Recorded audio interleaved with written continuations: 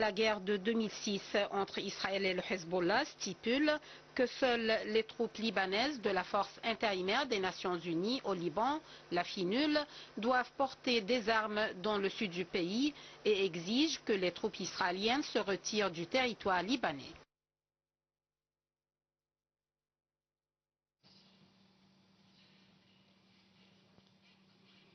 Et pour mieux discuter de ce dossier, le dossier du Liban, on a le plaisir d'accueillir au bout du fil Dr Assam Abdel Fattah, analyste politique. Bonsoir. Allô? Allô, oui, bonsoir. Bonsoir. Alors, quels sont les principaux défis, d'après vous, auxquels le Premier ministre du Liban, Nawaf Salem, est confronté pour étendre l'autorité de l'État sur le territoire du pays? À mon avis, il y a trois défis principaux. Le premier, certainement, c'est d'évacuer complètement les troupes israéliennes du sud Liban. On sait très bien que ici, c'est que ça pose un grand problème. Et je pense qu'à l'aide ici internationale, avec l'intervention des pays étrangers comme par exemple la France et aussi les grandes superpuissances, on pourra arriver à une solution définitive. Et grâce aussi, bien sûr, aux forces des Nations Unies. Et puis après, c'est le deuxième défi, c'est justement la reconstruction du Liban. Chose qui n'est pas facile du tout, vu certainement le nombre de morts, les ceux qui ont perdu complètement leur maison, leur domicile. Et ça, à mon avis, c'est une grosse charge à laquelle va se confronter le nouveau gouvernement. Troisième, c'est justement de nettoyer complètement le pays de la corruption, sachant très bien que les deux figures principales, c'est Aoun, le président, et aussi Nawaf Salam, c'est une figure en fait très respectable, étant donné qu'il était le président de la Cour internationale. Et puis, donc, le défi, c'est justement de nettoyer complètement la classe politique corrompue. Et ça, c'est une grosse tâche qui n'est pas facile du tout. Étant donné que ici les rouages de l'État ont été ici corrompus par ces figures, donc il s'agit vraiment de se débarrasser. Puis, enfin, ça c'est à mon avis les trois défis majeurs. Et puis après, je ne sais pas, c'est peut-être un éventuel défi, c'est-à-dire qu'une réaction éventuelle de Hezbollah. On sait très bien que ici la nomination du Premier ministre sunnite Nawaf Salam suscite l'ire et l'indignation de Hezbollah, puisqu'on avait pris l'habitude de voir ici au sommet du ministère libanais, du gouvernement, une figure chiite de Hezbollah.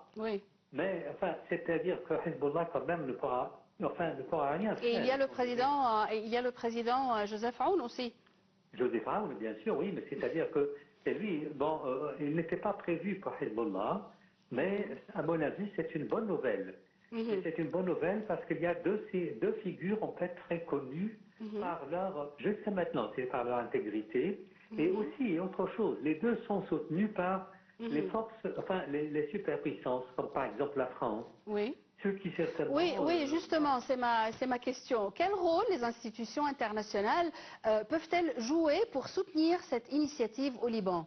Et est-ce que c'est positif ou négatif, à votre avis? À mon avis, pour le moment, c'est très positif. Il ne s'agit pas vraiment d'une ingérence, comme certains peuvent toujours croire. Mais il s'agit en fait de reconstruire le pays. Et c'est-à-dire le Liban ne peut pas se passer vraiment de l'aide de ces pays pour la reconstruction. Oui, bien sûr. Je pense aussi que les superpuissances ici occidentales sont disposées, voyant un gouvernement intègre, ils seront toujours disposés à aider le pays à la reconstruction. Oui.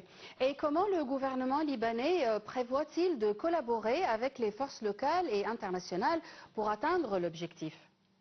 Eh bien, d'abord, c'est-à-dire qu'on s'attend quand même à une pression de ces pays sur Israël. Et ça, c'est à mon avis numéro un. Et je pense qu'Israël sera dans une situation quand même. Et est-ce que c'est faisable, cette pression? Est-ce que c'est faisable, cette pression? Oui, c'est faisable, tant que ici les États-Unis aussi. Enfin, je pense que les États-Unis ne s'empêchent pas vraiment de soutenir le nouveau gouvernement libanais. Et enfin, on va voir, ça pourrait vraiment aider le gouvernement libanais quand même à exercer une pression sur Israël. On ne sait jamais jusqu'à maintenant, mais on sait que très bien que l'obstination d'Israël, c'est une obstination exemplaire, et que même les États-Unis ne peuvent parfois pas en fait faire face au gouvernement israélien, Oui. Netanyahou, la droite. Oui, malheureusement, on est contraint à finir cet appel à cause de la prière. Docteur Assam Abdel Fattah, merci pour vos éclaircissements. Une petite pause et je reviens tout de suite.